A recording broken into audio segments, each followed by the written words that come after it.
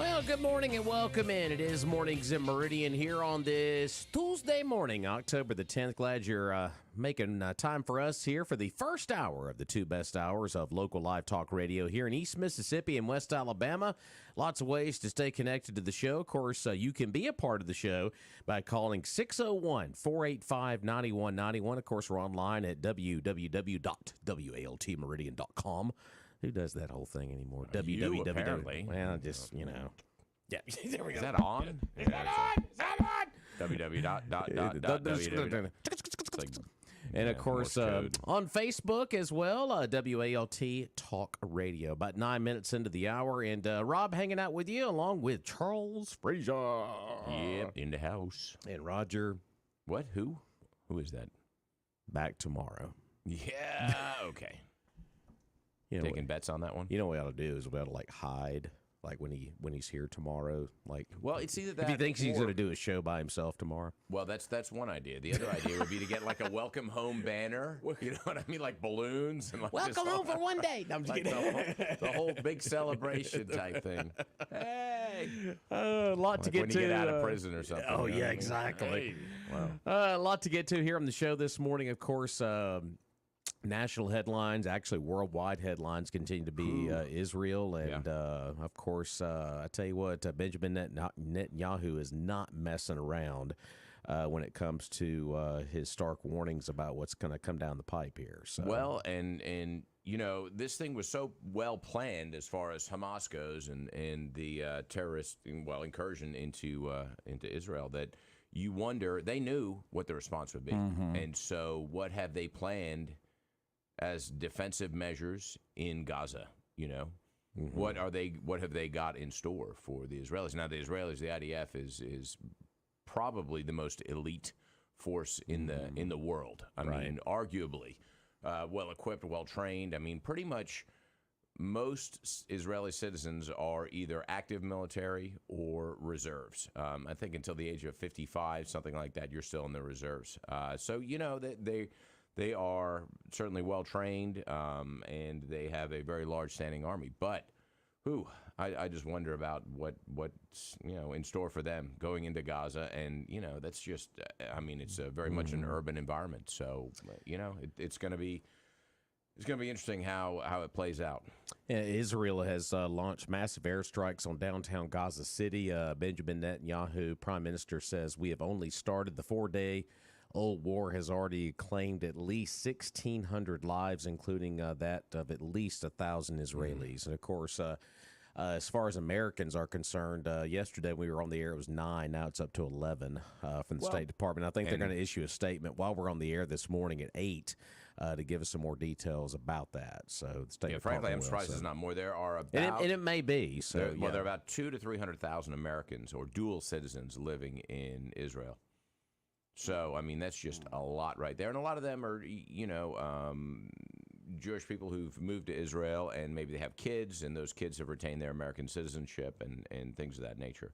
However, it's there are a lot of them there. So, and I'm sure a lot are in the Army and have been called up. Well, Lindsey Graham's not a happy guy. If you get Lindsey Graham upset, he's going to start yelling at you like this. Yeah.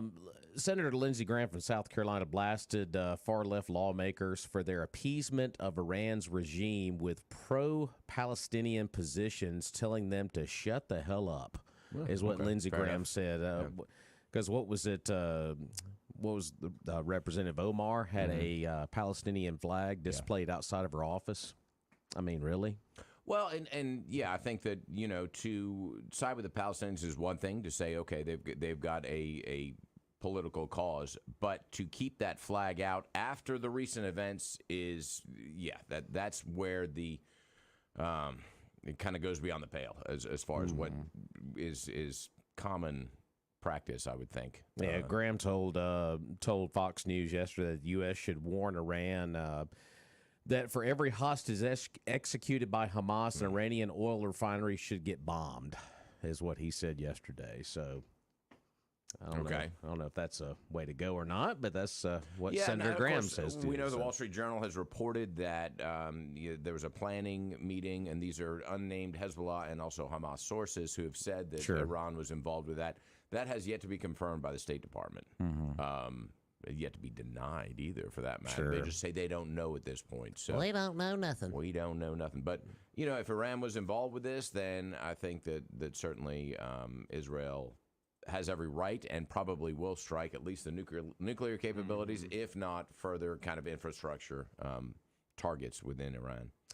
As of this point, Hamas terrorists have infiltrated Israel. Of course, the unprecedented attack firing more than 4,500 rockets. That was at the beginning of this whole thing at residential areas from the Gaza Strip. Of course, the death toll, I mean, the number just continues to climb. Like we said, at least 1,000 Israelis, of course, probably several hundred more. I mean, it's just at this point, it's really hard to keep up with what the death toll is, just simply because, I mean, it was like yesterday when we were on the air, it was like just constant updates, every few minutes. But right now we're sitting here at 7:15, and it's in the middle of the afternoon over there in Israel. Of course, they've got live coverage on a lot of the news channels, and you can tell there's a lot going on. There's a lot of moving parts to this. But as far as the Gaza Strip right now, according to the Prime Minister Netanyahu, it looks like the Israelis are starting to take control of that area now. So they're getting pretty aggressive, but he said this is only the beginning. Sure, and they've cordoned it off. I mean, they've had it, kind of separated. Not separated, I shouldn't say that, but certainly isolated from Israel for years. Since I think 2007, they've kind of controlled what's gone in and out. But now they've cut off water, they've cut off electricity, gas, and anything going in. So it's a siege at this point. And but I would assume once again that Hamas planned this so well that they've got supplies, they've got backup, gasoline for generators, they've got food, they've got water, all that kind of thing. So we know there are tunnels that go into Israel and also into Egypt. Hopefully we can, or the Israelis can determine where they are and stop anybody from coming out of those. But it's to me, it's going to be interesting how it plays out, and I find it hard to believe that this is going to be an isolated incident with just Hamas and Israel. I can't think that somebody else is going to get involved with that. Syria, we've already seen Hezbollah shooting the missiles into northern Israel from the Golan Heights. If there'll be an incursion up there, and so it'll be a war on two fronts, but will there be a third? With Syria and kind of a proxy war with Iran that way. I just feel like it's going to blow up into something bigger than this.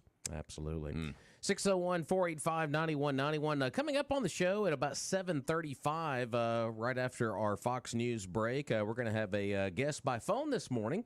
We're going to have a Public Service Commissioner for the Central District, Brent Bailey, is going to be phoning us in this morning. He's got a community forum coming up tonight at Union Station we're going to talk more about.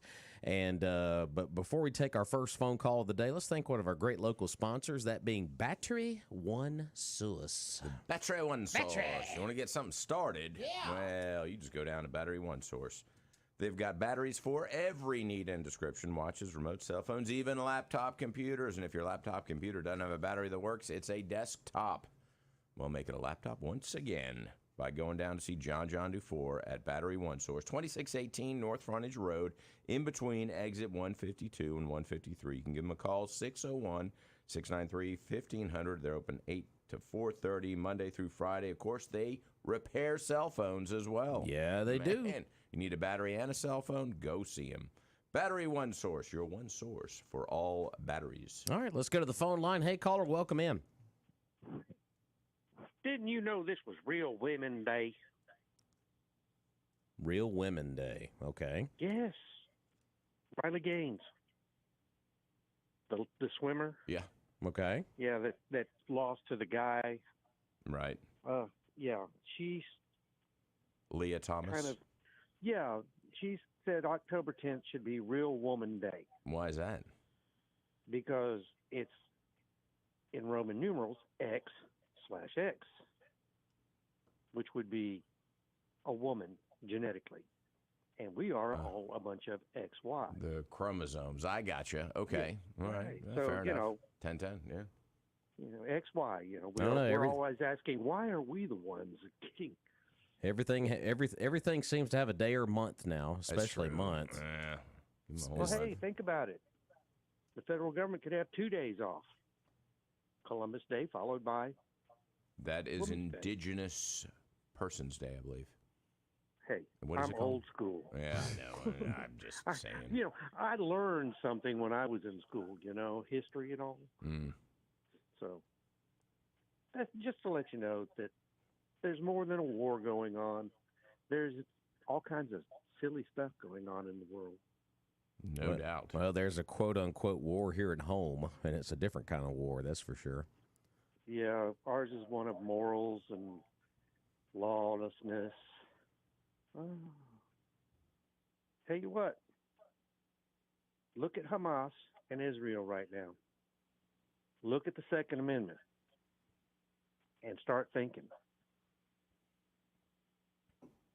Well, I will tell you, when I was in Israel, that everybody carried. And so, you know, which was shocking to me, the way that the success of this terrorist attack, because, I mean, you know, now, one of the places I lived was right near the Jordanian border. There were incursions, things like that. And so, you know, a lot of the farmers that I worked with were, you know, they were walking around with the Desert Eagle. But, you know, because there's such a strong military presence, I mean, every kid you have a compulsory service. And so, you know, you're all in the military. Every kibbutz, every moshav has an armory, you know, where they're storing weapons and things of that nature. Right. So, you know, boy, if you want to talk about Second Amendment, that is a well-armed citizenry in Israel. So, you know, I was surprised at the success of the terrorist attack. But And how many terrorists have crossed the southern border without getting caught? well, and that's the And unknown, what are they isn't it? planning? Yeah. Mm-hmm.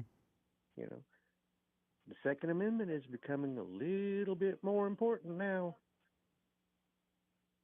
Well, I think just with our current crime rate, which not just locally but nationwide, I think it's becoming more and more important and apparent. but- You know, if you look at the cities that don't have right to carry, then Right. you know, yeah. I mean, wow, you just put a target on me and walk down the street, you know, and we see that over and over and over again. Yes, we do. And it's getting worse. But the Second Amendment is what it's all about. Yep. So get out there to Tony's and check out what you need to get. All right. Very For good. all those people out there. And you guys have a wonderful day. Hey, you All right, too. appreciate you. Get me out of here, baby. All right, there we go. 601-485-9191. But, you know, the thing about it is there's a lot of people on social media that are asking, you know, what's going to be the next steps in this for Americans that are over there, you know. And, of course, you said there's a good number of those folks that we don't talk about. They're in the middle of this. They've had some of the family members. I saw a couple of family members that were being interviewed on Newsmax yesterday that still have family, and they can't get in touch with them. Well, So- you know, if you're an American and have either taken on Israeli citizenship or are kind of born into it, guess what? You're fighting. I mean, you got to. No, it's not got to. You want to. And that's really what is incredible about that country is the level of patriotism. They've carved out that country, and you know, you can discuss the you know, kind of genesis of it in 1948 and even before that. Yeah, because the history But regardless, they've still had that country for 75 years now, and so it's their country now, and they have carved it out and they've made it their own, and they will do whatever they need to defend it. And you know, they're all committed to that. It's this you know, it's an inspiring kind of groupthink over there, but of how committed they are to defending that country. Absolutely. Let's go back to the phone line this morning at 485-9191. Hey, caller, good morning. Good morning, guys. Listen, let's keep in mind, some of the listeners probably don't know this, but in Israel, each man and woman serve in the military when they get out of school. Yep. Okay? It's not an option. Right. Okay? How much better do you think our society would be with that being the case? Yeah. I don't know. I look at some of these people that are in school now, and I'm like, I don't know, but it may be a good idea. They whip them into shape. Whip them into shape, yeah. Well, you know, they have respect and dignity over there. Mm-hmm. And they're really the baddest people on earth in a respect that, I mean, they're hated on every side, and they're still in existence. Mm-hmm. They've been fighting since time. So I think we should quit trying to buy friendship with our enemies and start being behind our real friends. Amen. There you go. Yep. I totally agree on that. I mean, we give them $6 billion, and they probably used our money to kill our own people. Well, Now, and how the much $6 sense billion. does that make? The $6 billion was actually their money that was held in whatever It was some like accounts. I think in like a South frozen Korea. account, It was yeah. a frozen account, and so it was their money. But we did go ahead and release that to them, and so they can, Well, use it if for we only had it humanitarian. frozen, listen, when they freeze my money, it's their money. Yeah, you're right. So if we froze their money, it was our money. Yep. Okay? We didn't do that just to say we did. Have we really? Purpose Have behind we really even got the details on the prisoner swap? Like who got who and what happened there? I mean, because that's one story that kind of slipped out of my radar a little bit. So because we always focus on the money part. So Yeah, we need to look back at when Reagan was in office. Right before he got elected, do you remember the hostages that were held? Sure. Yeah. Well, do you know what happened when he got sworn in? Don't you? Yeah. They released him. Yep. That day, I Okay. believe. Yeah. Absolutely, they was in the air coming back, Mm-hmm. and that's because of leadership. I wonder if there was They were scared of the repercussions. I wonder if there was a Donald J. Trump in office right now, what would happen? It wouldn't happen. Listen, it wouldn't happen, and it wouldn't be because he's such a bad individual. The part that would make the difference is they would not know what he would do. Yeah. So then, therefore, they would not try him. Well, they wouldn't have to wake him up. No, the simple answer is, and I hate this because a lot of innocent people always get killed during conflict or war, regardless, both sides. Mm-hmm. But here's the deal. If we're going to make a statement, let's just go over there, pick out whatever place you want to pick out, and say, listen, in the morning, that's going to be a sand dune, okay? All right, it's over. Now, next, who's next? That's the only thing those people realize and respect. Short of that, appeasement does not get you anywhere with someone that hates you to start with, Yep. And listen, on second note right quick, because I hadn't been able to call in the last few days and last week. As I understand it, we've got one board member in Lauder County School District, and I could be incorrect, but as I understand it, there's one board member, Mr. Wilson, in our school district in Lauder County that voted against what we voted on last week. You'd be correct on that. Yeah, I think he voted. So I'm gonna give him a hell of a shout out because he's a business person. I've said this over and over and over again. We have got to elect people to offices that have a vested interest in making decisions. That doesn't mean that someone that does not have a business or a vested interest is not a good person. But when you make decisions that affect the greater good, you have got to have some responsibility and skin in the game. Yeah. So that should, to me, proves a valid point on trying to elect. I wanted to call in when you had Paul Tarver on, I believe that was last week. Yeah, well, anyway, last Thursday, yeah. I was going to ask him when he was going to run for office because he had all these great ideas and everything. Right. And he was right. But talking about it and not doing anything about it means we're going to end up with the same result. Mm-hmm. Yeah. You see where I'm going there? Yeah, the school board is, if folks, I've heard a lot of folks are interested maybe in running for school board whenever those elections are coming up, and this issue is really going to hurt some of them. So, hey, I'll be honest with you. The superintendent and the school board, good, bad, or indifferent, besides Mr. Wilson, they might well resign now. Well, we don't vote for the superintendent anymore, so that's an appointed Well, position. I didn't say superintendent. I didn't say that. He should resign too, because they were just following his lead for the most part, I'm sure. But Mr. Wilson, for people that don't know, actually owns land and pays lots of taxes in Alder County. Okay, so how did he vote? No. Well, he voted yes for the bond issue, but no for the election. He didn't want to do the special election that we had a couple weeks ago. He thought that was inappropriate. So, okay, but you're what still that was he's not for it. Right. Okay. Yeah. Okay. So I'm gonna give him a shout out. Definitely. I personally Well know deserved. him and think a lot of him anyway. But I just wanted to point that out because everybody's been down, rightfully so, on those members, and didn't want to incorrectly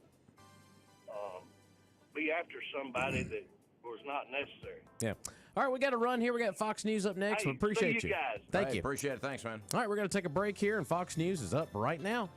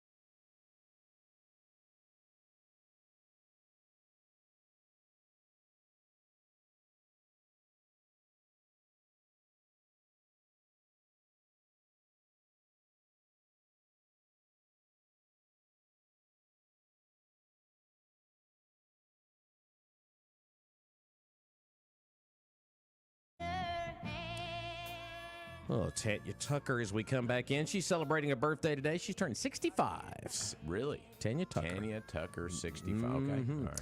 David Lee Roth. We'll have to play some David Lee Roth later. He is 69 today. Okay. So there you go. Race car driver Dale Earnhardt Jr., Little E, is turning 49 today. And if you're one of those big Saved by the Bell fans, Mario Not one. Lopez, Nope. he played Slater on Saved by the Bell. Hang on for this one. He's 50 today. Okay. Yeah. Now the Saved by the Bell teenagers are in their 50s. Wow. I know, right? Okay. That doesn't make you feel old. I don't know what does. All There we right. go. Yeah. So, All right. so if you're celebrating a birthday, that's just a handful of birthdays on the list this morning. 601-485-9191. We got a special interview coming up in just a few moments. But first, let's thank our friends down at Trucker Supply. You know it. And what are we, about 80 days from Christmas? I think Count we're it. less than that. Counting it down. Man, it is your one-stop shop for all your tools and all kinds of other gifts as well. Of course, they have Knipex tools like channel locks on steroids, a full room of Milwaukee tools made right here in the state of Mississippi. And, of course, if you like Yeti, they've got everything Yeti. And Yeti make great Christmas gifts. So go see them at Truckers Supply, 519 Highway 19 South. Of course, they got a great website, too, truckersupply.com. Well, coming up later on tonight at Union Station, there's going to be a special community forum discussing utility services. And on the phone with us this morning is Public Service Commissioner for the Central District. Mr. Brent Bailey is going to be a part of this. And Mr. Bailey, good morning to you, sir.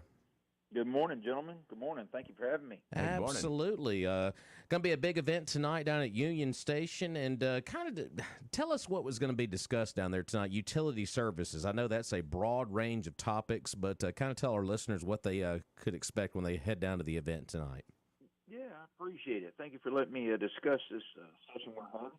This is something we've been wanting to do for a long time, ever since we came in office in January of 2020, and that little thing called COVID crept up on us and sort of shut things down and prevented us from having these types of town halls or community forums or other events where large people gather together and discuss issues important to them. But this is an opportunity that came to us, and we saw a need for that based on a lot of the feedback we're receiving from consumers around the Central District and certain parts of the district.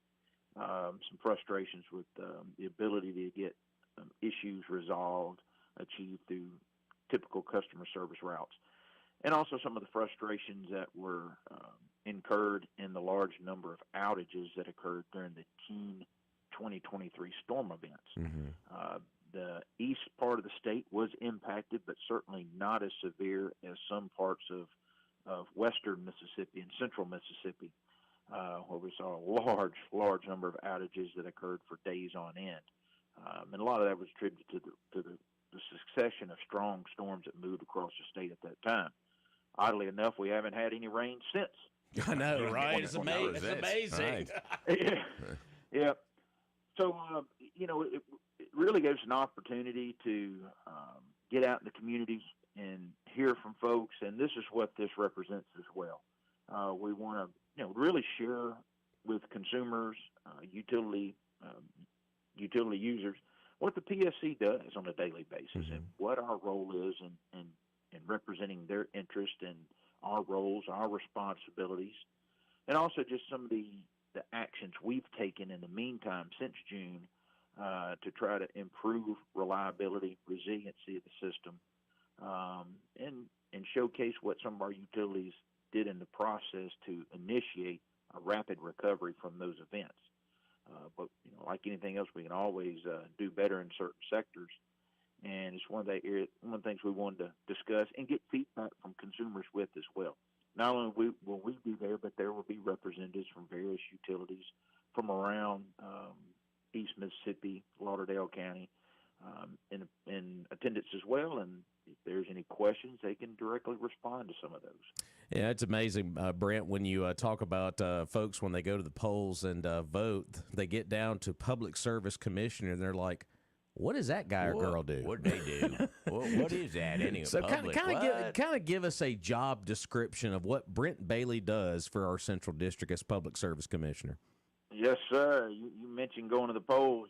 I think you said Christmas about 80 days away. Well, November 7th, Election Day is about 28 days away, 4 weeks from today, as a matter of fact. Wow. Wow.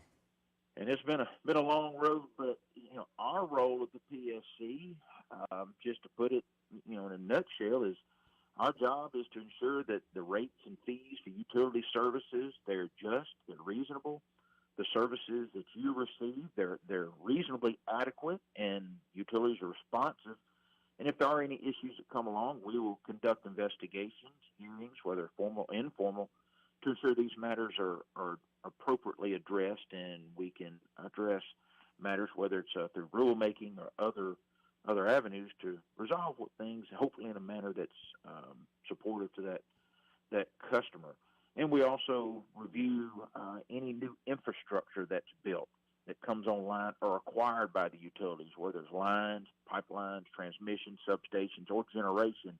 We go through a process to evaluate the feasibility, the economic viability, and how it impacts the overall system and adds to resource adequacy. I know there's a lot of funky words, and it gets wonky real quick. But those are kind of things that we deal with to ensure that your delivery system utility services, whether it's electricity, natural gas, water or sewer, and in some cases telecommunication, that's an effective, reliable platform for you to receive those services and to maintain a quality of life and a standard of living that we all expect in today's world. And you do it at an affordable rate. And of course, I know you hear this a lot. Be like, well, my electricity bill just keeps going up. Mine's too high. They're just trying to get more money out of it. But you guys regulate that stuff. But we all know the price of everything is going up in today's economy we're living in right now. And I know a lot of people really are pinching every penny they possibly can. And I know electric bills have always been a hot topic. Well, my bill's going, and of course, with the broadband too. I mean, that's something else that's been a big game changer here in East Mississippi as well. It certainly has. Electricity is one of those things we know everybody's sensitive to. And this summer has, as you well know, we had how many days of 100-degree temperatures in a row? About 400, I think. Yeah, I think in the entire summer was like that. And the heat index hitting 110, 115 multiple days in a row. And we do. Customers say, "Well, I didn't change anything." Well, you don't have to change anything when your system is working that hard to maintain that indoor environment and that comfort level that you expect, and that is extreme temperatures. And there's also the regulatory lag of pricing components. Last year, last August, we saw natural gas prices hitting nearly $10 a million BTU. And when nearly 80% of every kilowatt hour generated in the state of Mississippi is derived from natural gas fuels, there has to be a cost recovery component to all that fuel that was used to burn to generate electricity. And due to our annual rate review process, those costs are being recovered this calendar year from last year's usage. So unfortunately, you had the double whammy of cost recoveries from last calendar year being recovered this year, plus record hot temperatures throughout July and August, and that did contribute to some elevated bills that we saw across the area, and that should be resolving itself very soon as we see more moderate temperatures, as price for fuels such as natural gas, as we've seen, has remained very low and very stable this year, and should be soon be seeing some relief, I guess you could say, rate relief on consumers' bills in the near term.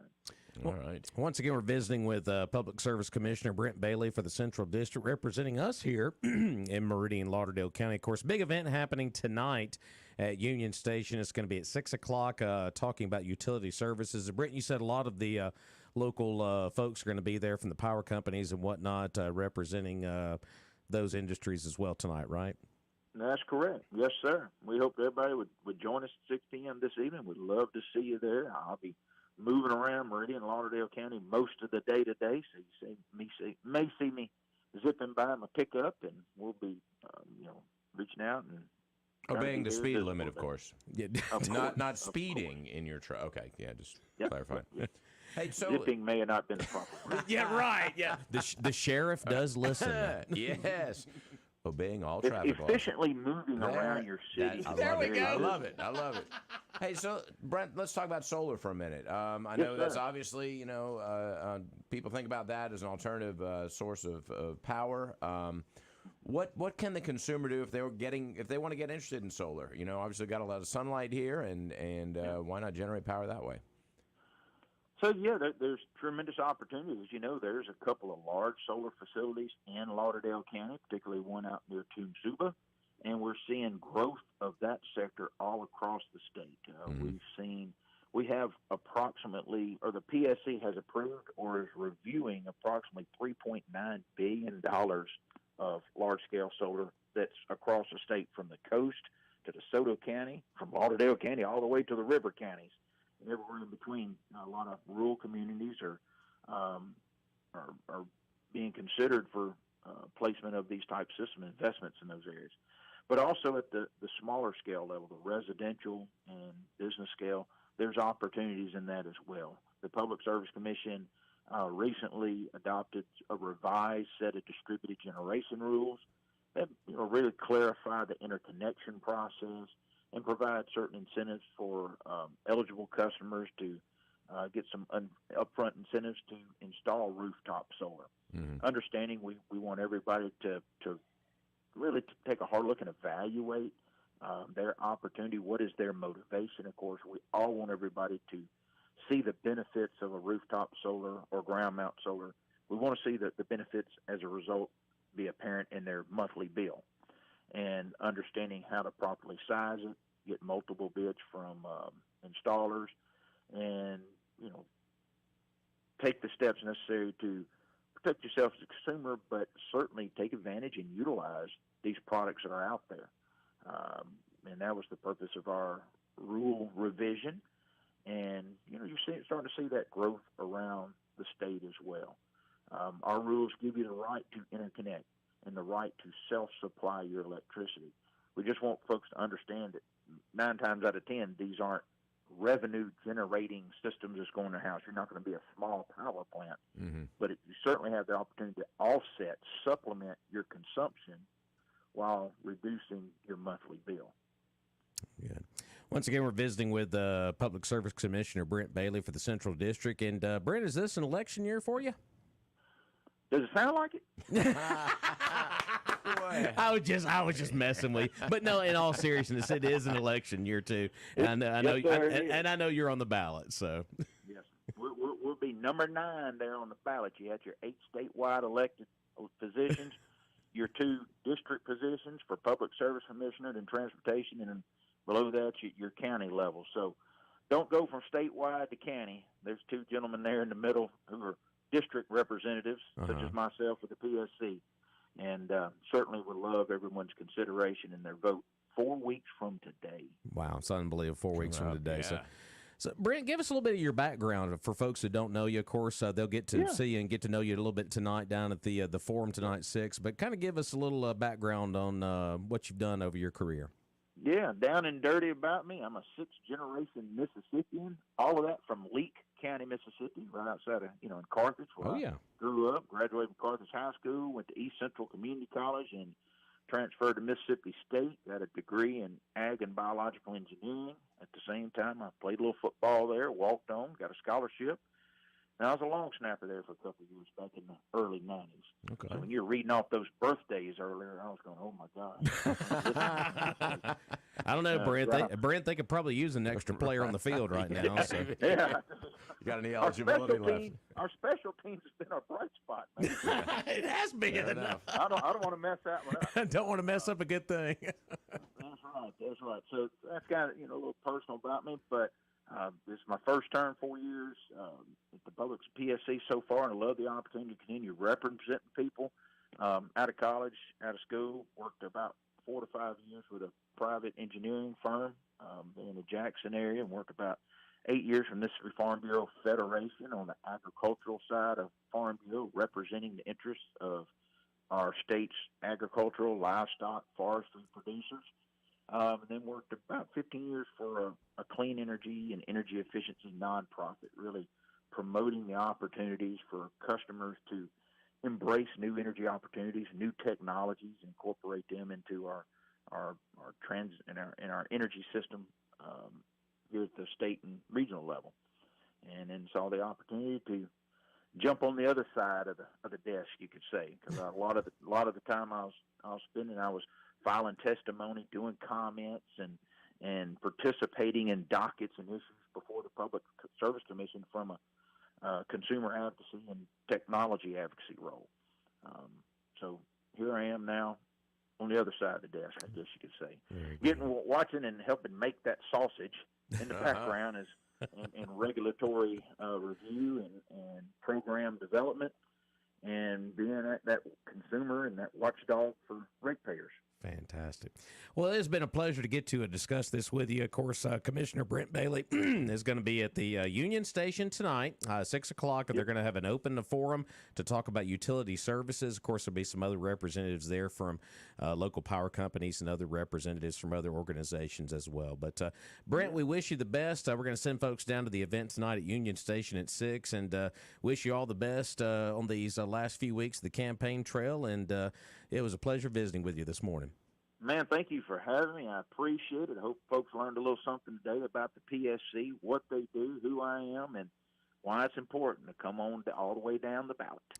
There you go. Come all the way. Number 9. Number 9. That's right, number 9. What we deal with are pocketbook issues every day that impact your household income on a monthly basis. When you think about all the utilities you use and the services you receive, that while this is certainly not a high-profile elected position, it is important for everyone's day-to-day, household and even business budgets.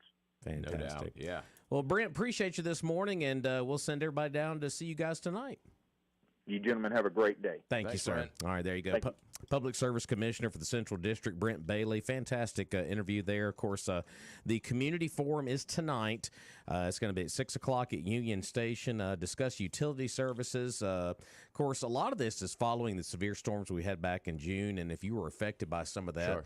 There's going to be an open discussion. They'll have some of the power company folks down there as well, other representatives. So it'll be an open discussion tonight, 6 o'clock down at Union Station. Of course, Brent's going to be on the ballot. Number 9. Right, 28 days. And, of course, they do, the do not call registry. They do have That too, yeah. solar consumer awareness, broadband info if you're out in a rural area and you want to get broadband. So they do a lot of different things in addition to kind of public utilities. Why is my power bill so high? I want me a discount. Want me a discount. Yep.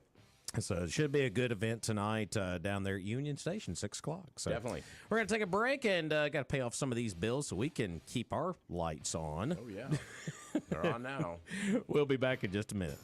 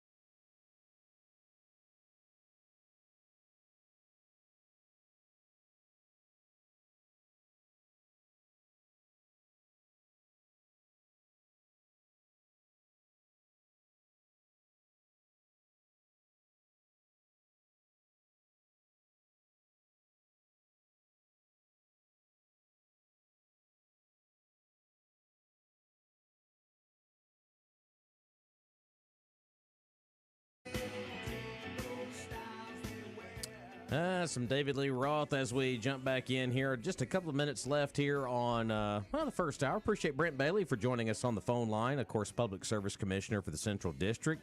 And before we wrap up this hour, we need to tell you where to go get a delicious breakfast, lunch, dinner, 24 hours a day, 7 days a week. That is at the Magnolia Restaurant. Midnight snack. Yes, Yeah. you know it. Exit 150 inside the Queen City truck stop. Of course, they got the long haul breakfast. If you're a long haul truck driver, that thing will keep you going all day long. Even if you're not a long haul truck driver, that's just a great breakfast. And of course, they got the Biggie Burger. How big is it? Huge. And today is Tuesday. Turkey and dressing. Oh, my favorite. I know. It's not that close to Thanksgiving, so you can get away with having the turkey and You're dressing. darn right. Yes, indeed. Of course, they got chicken wings, beef liver with onions and gravy. Fried chicken livers, love them. And a hamburger steak with onions and gravy, fried chicken. And they've always got the veggie plates over there at the Magnolia Restaurant inside the Queen City truck stop. Give them a call. Get something to go. 601-482-0259. All right, we're going to take a break. Got some Fox News, and, of course, we'll check in with Sean Hannity and see what he's angry about this morning. And coming up next hour, some Brett Favre news. Now, it is Brett Favre's birthday today as well. Really? But there is a lot of news regarding the welfare scandal. boy. Looks like he's Scandalous. his testimony has been postponed. So we'll get into that. And boy. also, the governor's race is starting to Hello, heat up Governor. here in the state of Mississippi between Presley and Reeves. So a lot to get to during the second hour, so stay with us here on Mornings of Meridian.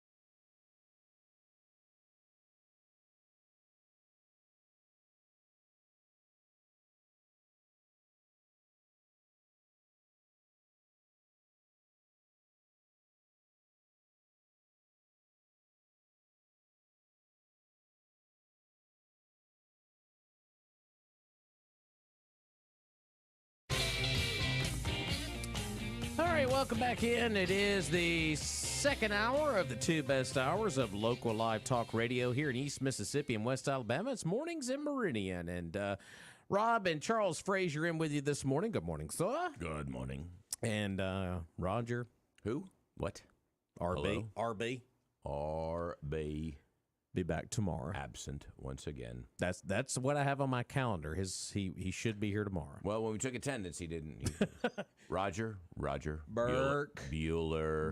Bueller. Yeah. So, but Crickets. 601-485-9191 is our number. And once again, appreciate Public Service Commissioner Brent Bailey for joining us during the first hour. Of course, he is going to be at Union Station tonight, open forum there at 6 o'clock, discussing utility services here in the Central District. So hope you'll take part in that.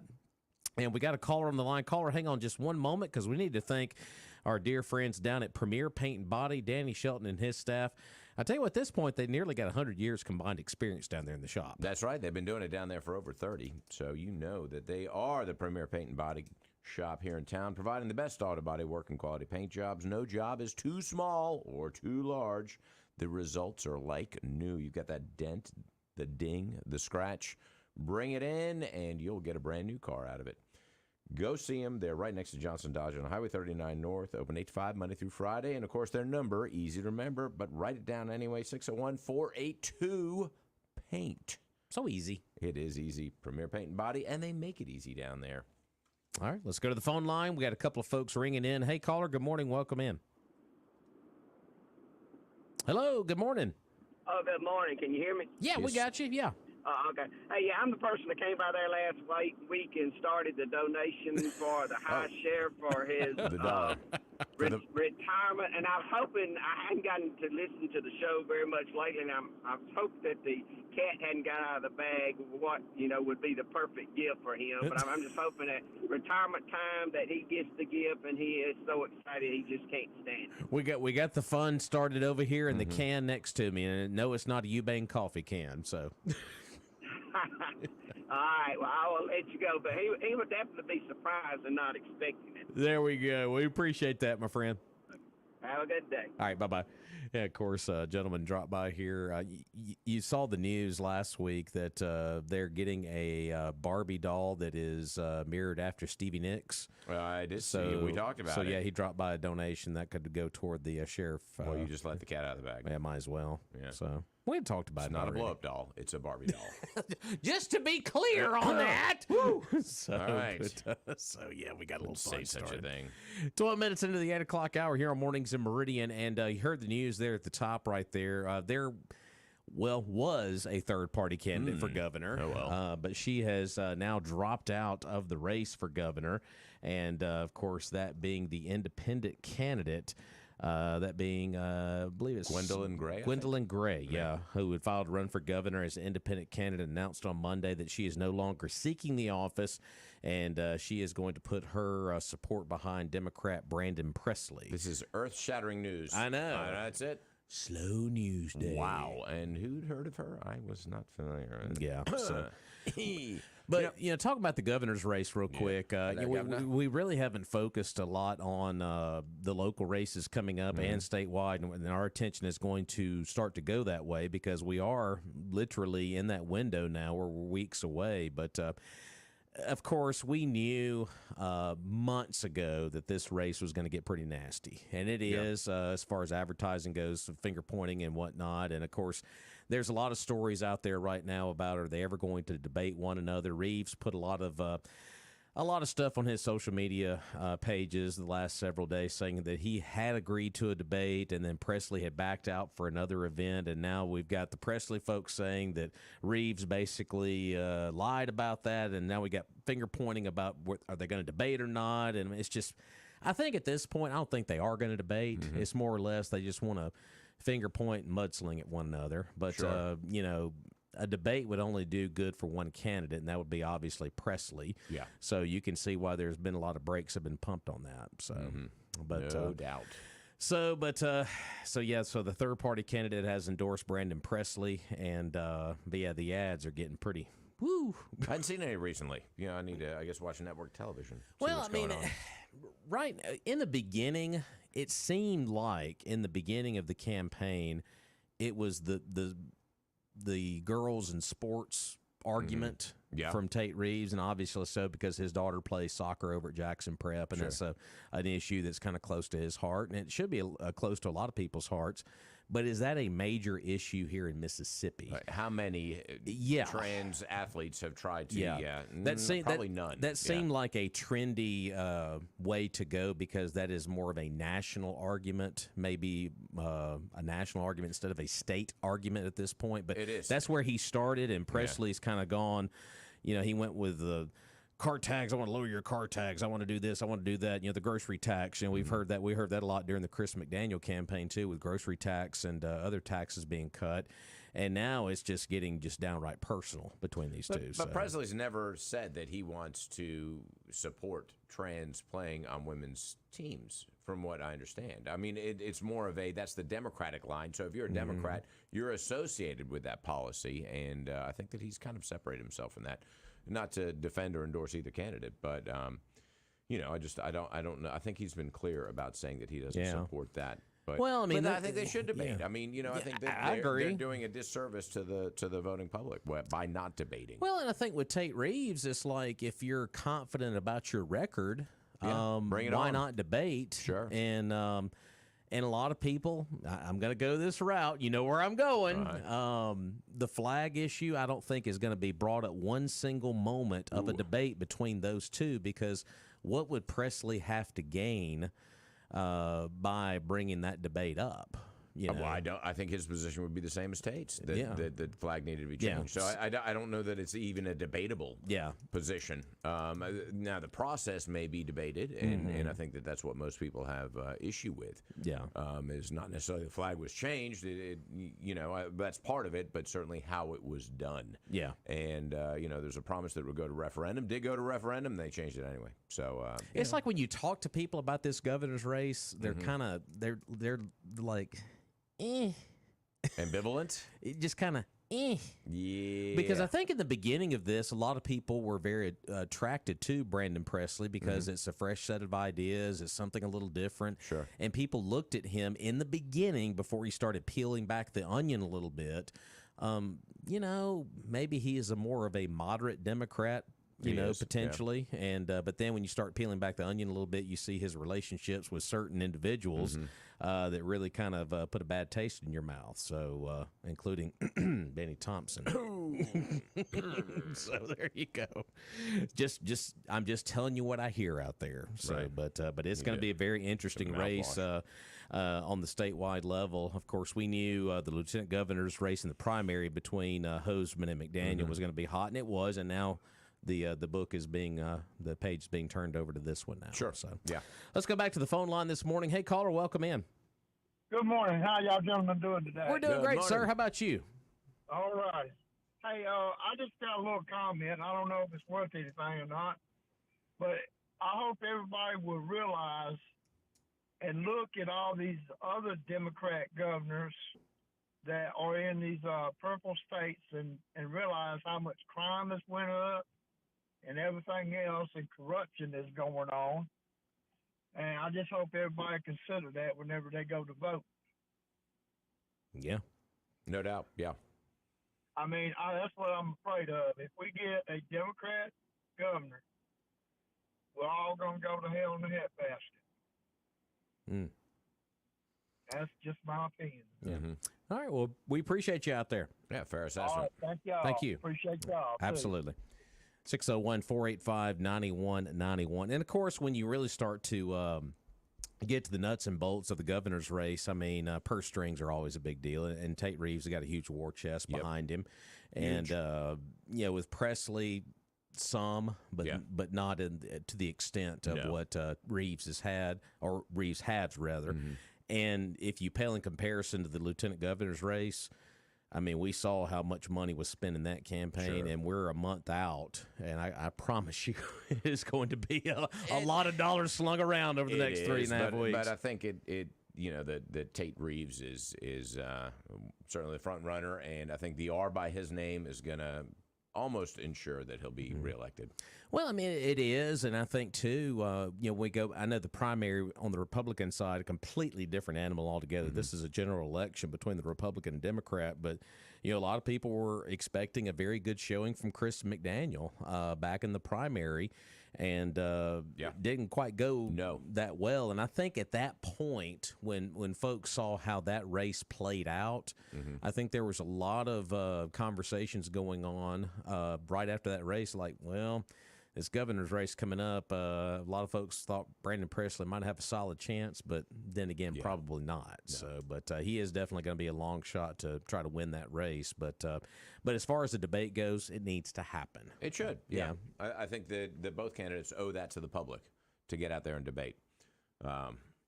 We'll see. Absolutely. And as far as on a local level, we still got some very key races here in Lauderdale County because it seems like we've been going to the polls for like the last several every months. Other week we're going again. Well, we went twice in August. We went again in October. Now we're going to go in again in November. I got 37 of those stickers at home now. I know. Got a whole collection. Well, they do the pins again. I kind of like the pins. The I voted pin. No, the actual writing pen. Oh, the pen. Yeah. Yeah. I thought you were meaning like pin. Like, no. I was like, wow, that's fancy. I like a collection of pens at the house. They don't work very well. But of course, a lot of big races coming up on the county ballot coming up in November. Of course, one of those being the race for coroner, and we haven't talked a lot about the coroner lately. We've left that one alone. We have left that one alone. So, but of course, Rita Jack and Stella McMahon. That's going to be the race for the office of coroner. Of course, with the retirement of Clayton Cobbler, and of course the race for sheriff between Ward Calhoun and Gerald Johnson on that end of things, and a lot of supervisor races. I think are going to be a little interesting, I think, because you got obviously District 1 between Tyrone Johnson and Justin J.J. Anders, and then, of course, Wayman Newell and Craig Houston. That's going to be a very interesting race as well. So, and folks, don't worry, we're going to have those folks in over the next several weeks. We tried to get past the school bond vote and kind of rest for a day or two until we get into the local politics. But Charles, I think the supervisor races are going to be the ones to watch. I think so too. Yeah, corner race may be interesting as well. So we'll see how that develops as well. And of course, on the statewide level, the governor's race and. Really, statewide, that's going to be the biggest one. The rest of them are not really heavily contested races, but like I said, we'll keep an eye on all of it. So 601-485-9191. Let's thank our friends down at Martin Roofing. And, of course, satisfied customer here of Martin Roofing, like a lot of folks are here in East Mississippi. And when you drive around town, you see those red Martin Roofing signs up. No, it's not corner signs. You said it again. That's Martin Roofing. I'm voting for them for corner, by the way. Yeah. They've been doing it right for over 30 years, locally owned and operated, of course, licensed in the state of Mississippi. Take pride in standing behind their work from start through cleanup. And this is a locally owned company, and you know what's great about them? I kid you not, my in-laws had their roof redone by Martin Roofing, and they roofed the doghouse. I love that's my favorite story. And the dog's happy, too, I'll tell you what. But, that's just kind of that little extra thing that they do. And they're just great folks over there. Doug Martin Jr., Doug Martin Sr., give them a call, 601-485-5920. They'll give you a free estimate and inspect your roof for damage. Did get a notice here from Donna Jill Johnson. Whenever she sends us something, we got to get it on the air immediately. We have to, she tells us. Yeah. Absentee ballots are available now. Circuit clerks in all 82 counties are asking the voters to look at their calendar now to make sure there will not be a conflict to vote on November the 7th for the 2023 general election. The most common reason to vote absentee is being out of town, vacation, a conference, or an occupation, like railroad truck drivers, whatever it might be, who vote absentee on a regular basis. Also, if you're having a surgery or just anything of that nature, and you're going to be at work that day, a legal reason, you need to get that squared away. If anyone in college or working out of town, and you need an absentee ballot mailed, you can call the office for those procedures. Once again, that number is 601-482-9731. That is 601-482-9731. 9731. A new law requires all 82 counties to now have updated voting machines with scannable paper ballots, as many counties still had the old touchscreen, which caused long lines plus no paper trail. Lauderdale County switched back to scannable paper ballots years before it was mandated. So if you need to vote absentee coming up for the November 7th general election, those ballots are available now. So if you're going to be out of town, like I said, if there's any legal reason that you cannot vote on November 7th, Don Jill and them will get you squared away on an absentee ballot. Legal reasons. Legal. Not reasons. illegal reasons. Yeah, legal. We like legal. No illegal. But Don Jill's always keeping us updated with what's going on. Is. She is on top of it. So just wanted to pass that information along as she sent that out earlier this morning. Switching gears here real quick, we mentioned we were going to get into the Brett Favre story. It is his birthday today. Oh, happy birthday, He's Brad. 54 today. 54, okay. Well, the deposition in the civil lawsuit against retired NFL quarterback Brett Favre surrounding Mississippi's welfare scandal has been pushed back at the request of the athlete's attorneys. A court document showed yesterday Favre is set to answer questions under oath about misspending federal welfare money in Mississippi, where about $77 million in public funds intended to help some of the nation's poorest people were used to fund pet projects. Favre and other well-known connected people are accused of supporting with the money. The Pro Football Hall of Famer is among more than 36 defendants in a lawsuit the state human services director filed to recover some of the welfare money. Now, of course, Favre has denied wrongdoing. He is suing the state auditor who investigated the misspending for defamation and said he paid back misspent welfare funds. So, at his request, his attorneys, they are going to push that deposition to December for some reason or another. Okay. Interesting. Yeah, need more time. Yeah, So he repaid the funds that he received for, or that I don't know that he personally received them, but certainly for his project, which I believe was a volleyball stadium. That's been the big one, the volleyball deal down at Southern. That's been one of the big ones. I guess the big question is, did he know where those funds were coming from? And by all indications, from what I recall, this is months ago that I read this testimony, that he did know. You know, there were phone conversations, and he was told to kind of keep it on the DL, on the hush hush. But I'm sure that once he found out this was going to blow up into the public arena, then let me pay that back real quick. Sure. But still, you took the funds knowing that it was kind of illegally appropriated. And it is kind of ironic we bring up this story because we just got done talking about the governor's race, but that has been brought up by the Presley camp of under Tate Reeves's watch. This welfare scandal has been going on, and of course the reaction from the Reeves camp has been, well, this happened under a different governor. Yeah. Than when I was in office. He was lieutenant governor. He was lieutenant governor, true. And but yeah, that has been a big talking point in the Presley campaign. But a notice of deposition filed in Hinds County Circuit Court by attorneys for Mississippi's Department of Human Services said Favre was scheduled to give sworn testimony on October 26th at a hotel in Hattiesburg. Okay. A subsequent court document filed Friday shows the hearing has been rescheduled for December the 11th on a request by Favre's attorneys. Instead of going to needy families, about $5 million. This is kind of the breakdown of what happened here. Instead of going to needy families, about $5 million in welfare funds helped pay for a volleyball arena that Favre supported at his alma mater, the University of Southern Mississippi in Hattiesburg. Investigators said Favre's daughter played volleyball at the school. Another $1.7 million went to develop a concussion treatment drug. Investigators have said Favre supported. No criminal charges have been brought against Favre, although a former welfare department director and other people have pleaded guilty to their part in the misspending. So you already have some folks that have already said, I've already pleaded guilty and said, hey. If only he had a kid that was enrolled in the career technical up here in Lauderdale County. I mean, wouldn't that solve a lot of problems? Okay, whatever. We don't need no stinking bond. We'll just ask Favre to do it. Yeah, exactly. Yeah. Favre, where'd you get that $12.5 million, buddy? Can you send a little bit our way? Would you mind? Okay. That's not exactly my money. Yeah. So, but yeah, this story has been. it's been bubbling, but it just nothing is really Percolating. has nothing really come of it yet. But it seems like now we're getting toward that point where depositions are now going to be taken. Well, they're going to continue So- to file continuances and Yeah. delays and this and that and hope it goes away. But yeah.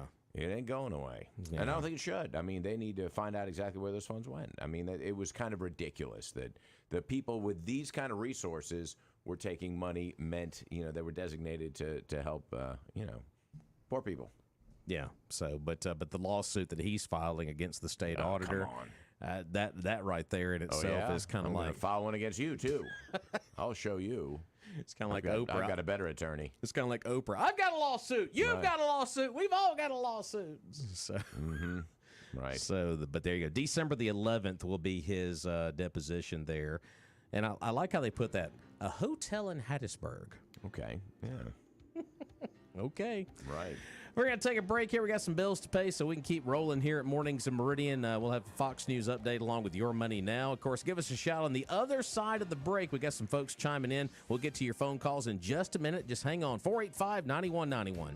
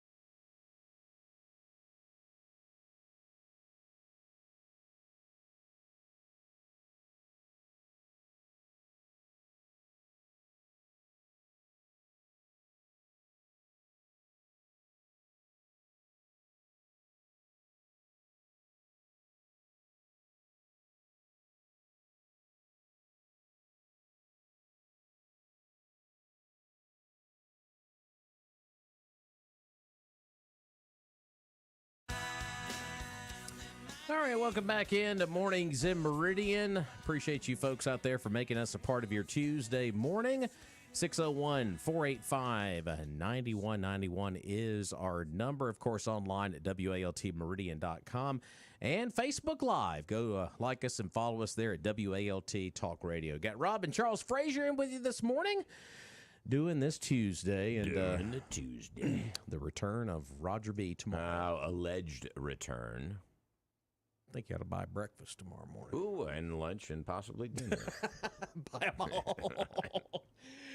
Real quick, couple of big events going on. We had a visit last week with the State Games of Mississippi. Of course, they're not just a summer event anymore, folks. They've got stuff going on year-round now.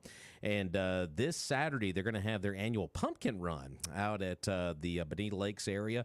And if you still want to be involved in the pumpkin run, pre-registration, I believe the deadline is already passed. But still, if you want to register on site, be there bright and early at 7:45 on Saturday morning. They'll get the races started a little after that. And head over to stategamesofms.org to get all the details about the annual State Games of Mississippi Pumpkin Run that's coming up this Saturday. Also, we visited with our friends at Mary Hope this past week. Of course, I always appreciate Aubrey Flory and what they do down at Mary Hope. Don't forget, Morning at Mary Hope is happening throughout the entire month of October, Tuesday through Saturday. On the second floor of Mary Hope, you can experience the period of mourning set by Queen Victoria. This period of mourning began in 1861 after the loss of her husband, Prince Albert, and was embraced throughout Europe and the Americas as the proper way to mourn the loss of a loved one. So they're going to have this throughout the rest of the month of October, and admission is $10, $5 for students. They'll have the second floor open there Tuesday through Saturday, 10 a.m. to 3 p.m. And don't forget about the big event coming up on Monday, October the 30th. That's a special one-evening-only event, the morning history presentation and exhibit by Aaron Librand, and they're going to have a lot of stuff that night as well. And admission for that is going to be $20. That's a specialty event that night on the 30th from 5:30 until 7. Of course, the home is located at 905 Martin Luther King Drive here in Meridian. If you need more details about that, head over to maryhope.com. That is MERREHOPE.com, or call them at 483-8439. Of course, what they do with Mary Hope is absolutely amazing. That's going to be a good event there, and Aubrey and them do a fantastic job with that. They do. Yeah, it's going to be wonderful. So, absolutely. Looking forward to that. And, of course, as we move on here, we need to thank Billy Adam Calvert down at Southern Business Supply. That's right. And the easiest way to go see him is online at southernbusinesssupply.com. And you can order anything you need for your office. And I mean anything. Office supplies, janitorial supplies, those 5-gallon spring water coolers, break room supplies. They've got full lines of office furniture and home furniture as well. They also have an in-house designer on staff for all of your decorating needs. They have a huge showroom of home and office furniture, complete with artwork, lamps, and decor to style any space. They offer next-day delivery on most office and janitorial supply items. So, and I start Monday looking at what I need for my office. Got to. Boom, I go to businesssupply.com, southernbusinesssupply.com, order it. It's there the next day. Staples, paper clips, paper, stapler. Is that my stapler? Anyway, go see them, southernbusinesssupply.com. Give them a call, 601-485-2447. Of course, you can go see them on Dale Drive.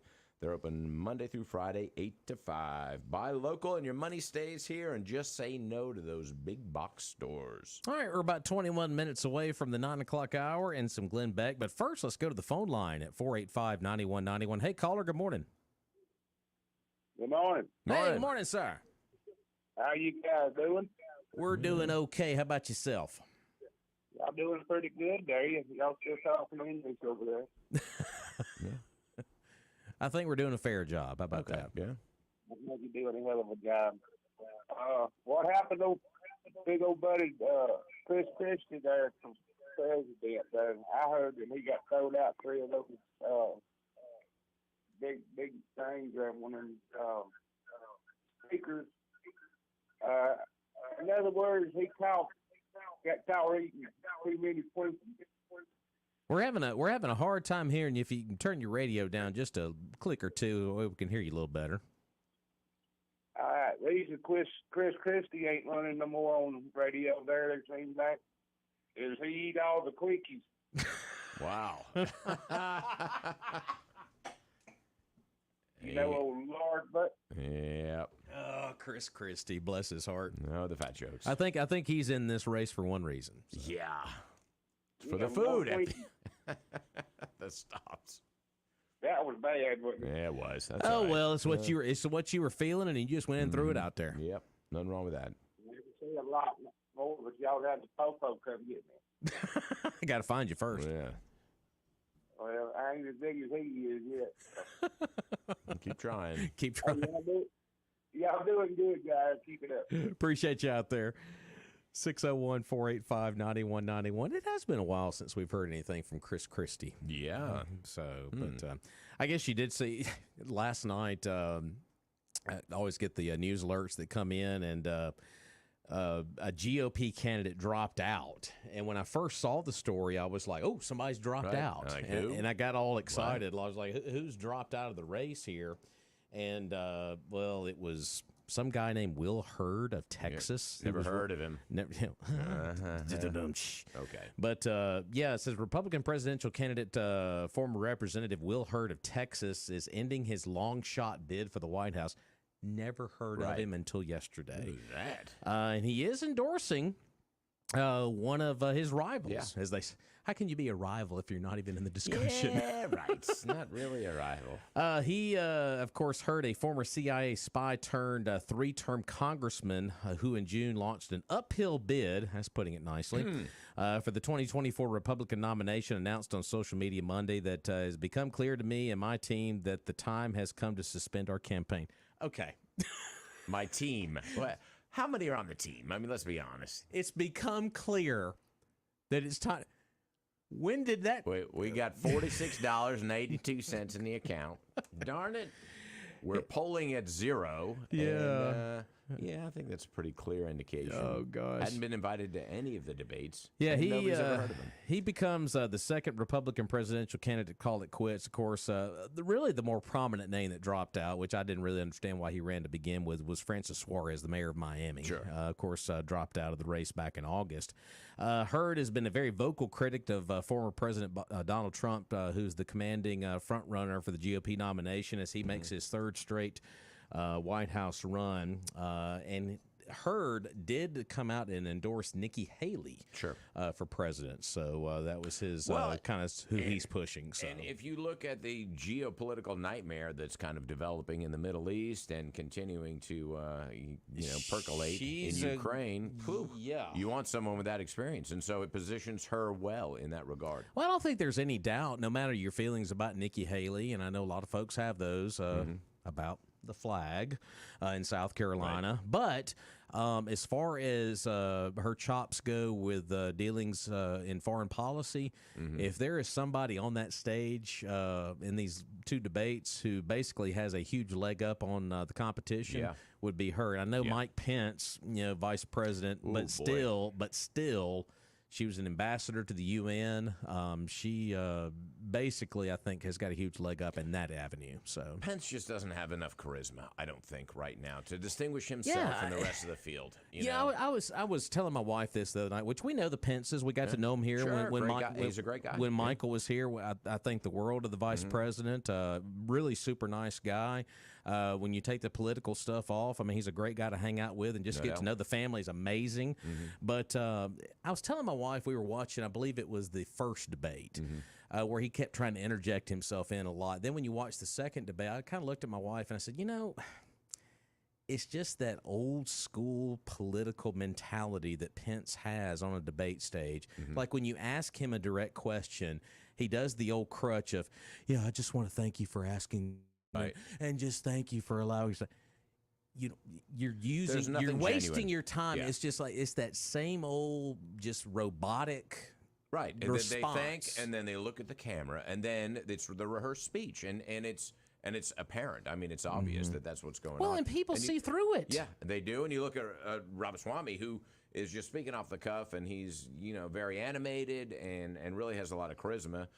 Foreign policy issues with that, and I think that the second debate he kind of turned people off with his overly charismatic responses to things, an overly excitable persona. But but still, it was a marked change from the Pence style, which is old school, and the new style of the Ramaswamy. So anyway, because we really didn't talk a whole lot about the second debate, and I think the reason is because I think the agreement among everyone was we watched maybe 5 or 10 minutes, I had to turn it off, because it was just. They had no control whatsoever. It was actually worse than the first one, I thought. Yeah. I mean, the first one had its moments, but this one was just nonstop talking over each other. It just got hard to watch. And plus, when did we start having 3 moderators for a debate?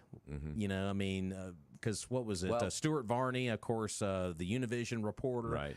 And then, what was it, Martha McCallum or Dana Perino, one of those two? Dana Perino, I think. But Dana Perino, I thought, did a good job that night Except for the stupid question she asked everybody at the end. Yeah, that was a bad question. Right. Well, it was ridiculous. Right. And DeSantis really shined that. But, I don't know if we need to regurgitate this at this point. But, what it was it looked like a bunch of third graders trying to have a debate. Yeah. I mean, it was ridiculous. And it showed the Republican Party in such a poor light that they really need to reassess how they're going to conduct the debates from now on. Well, I mean, you look at that debate, just put the 2 debates together, and then you see all of the craziness that happened this past week in Congress with the Speaker of the House seat. I mean, the party's in disarray. This is a party that is split in how many different directions right now? I mean, because you have the Freedom Caucus, you have maybe your more moderate Republicans, if you want to say that. You've got your more...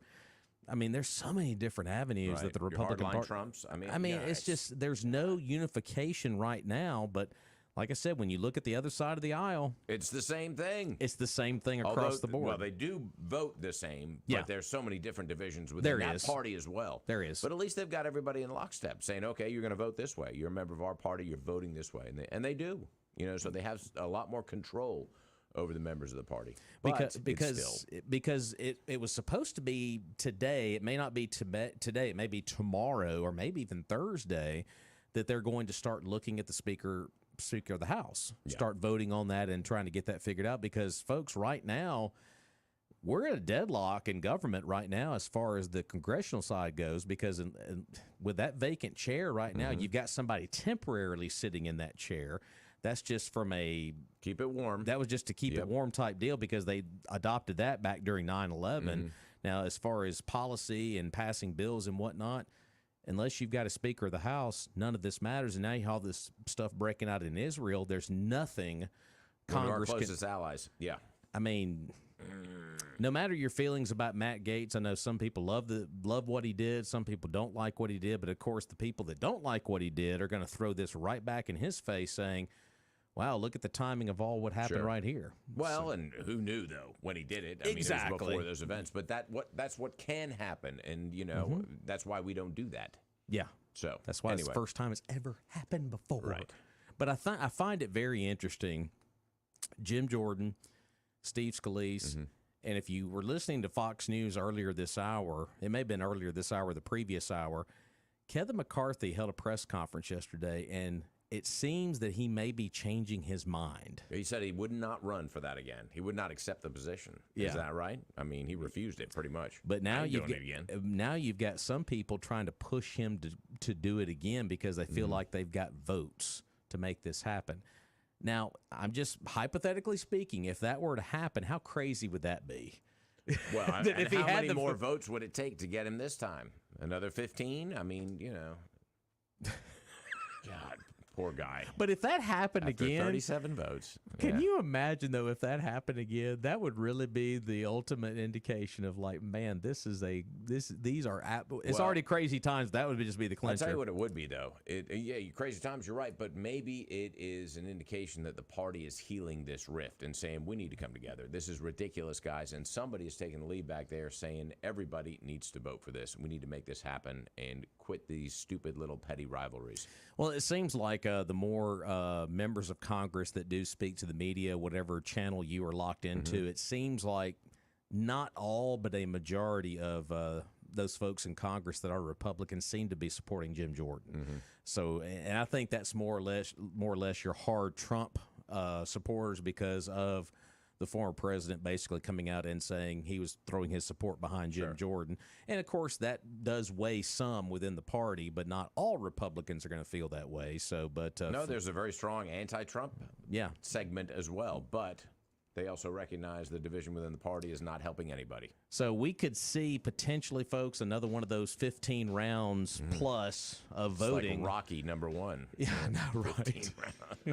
Part 2, where they both fall down together. Hate to spoil the ending. Like 7 Rockies, weren't they? I know, right? Oh, boy. So we'll see how it all plays out. We're going to take a break and wrap up the show here in moments. 485-9191. We'll be back.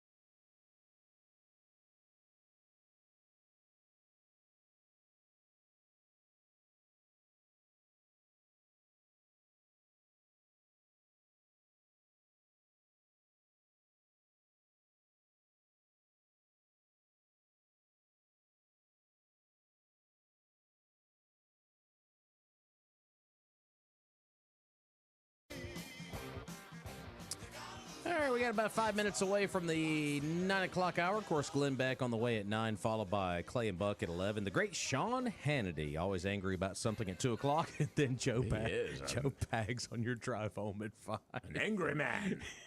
Sean is always angry about something. So We have to talk about his martial arts. there we I go. take judo, and I'm angry. He always reminds us about that. Yeah, So. he likes to let people know. Just saw a breaking story a minute ago, which I thought was very, very interesting. Steve Garvey running for Yeah. office, Senate in California. Senate in California. The great Dodger.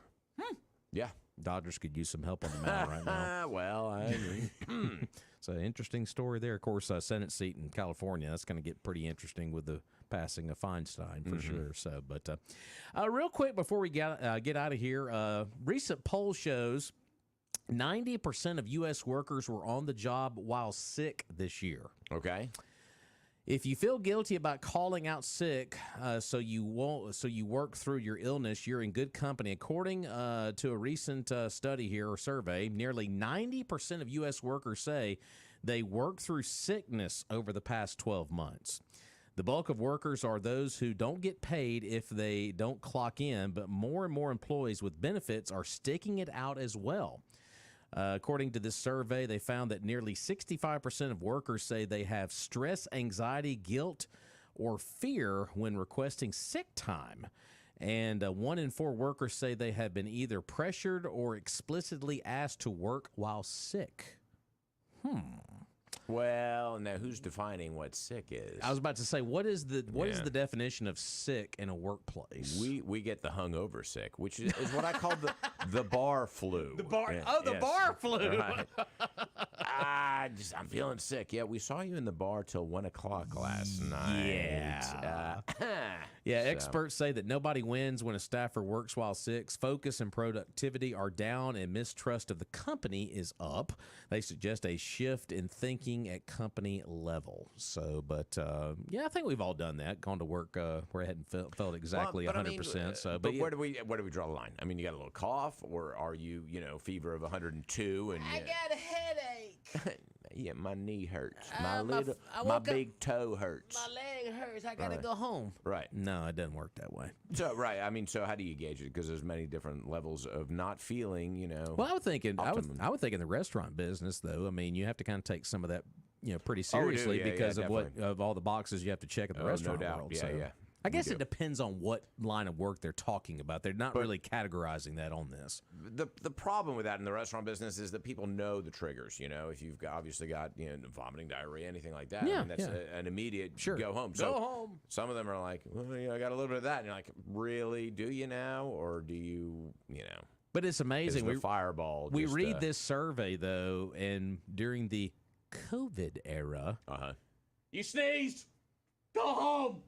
I feel fine. Go take a test. Get out of here. Yeah, but now people are like, I think I might have COVID. Like, whatever. Yeah, whatever. It's fine. We've all got it. I mean, stop it already. And then over here in this corner we have COVID, and the other corner we have something. I think is that the flu. Right. The flu, I guess, disappeared all of a sudden. Yeah, it's all called COVID now. It's all called COVID now. But I think we all have fit into this category in this 90% at some point in our work life. So. Yeah. Well, definitely, and the problem is that you take a day off work in certain positions, you've got to make it up the next day. You've got double the workload the following day. So you're better off just going to work and doing it. Exactly. Yeah. So what do they say? Suck it up, Buttercup. There you go. Yeah, Buttercup too, I guess. There you go. Folks, have a good rest of your day. Roger allegedly is going to be back tomorrow. See you when I believe it. And I guess we'll have the family back for at least one day tomorrow. Okay, it'll be like a little reunion. There we go. Right. Also, we're going to have a guest from Meridian Community College on the program tomorrow as well. Talk about a big race they've got coming up for breast cancer awareness. So, excellent. Folks, have a good rest of your day. And Charles, have a good one. You too. All right, folks, as always, buy local. See ya.